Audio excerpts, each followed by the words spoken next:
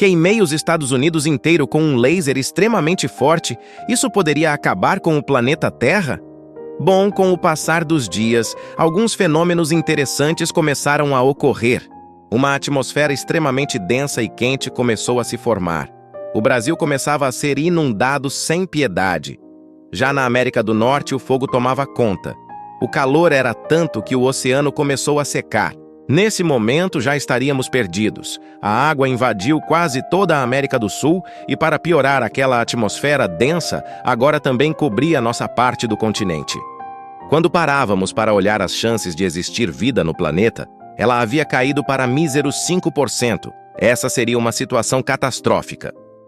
Depois de algumas centenas de milhares de anos, a água voltaria a tomar conta da América do Norte. O que havia restado foi somente pequenos pedaços de terra, agora cercados pelo oceano.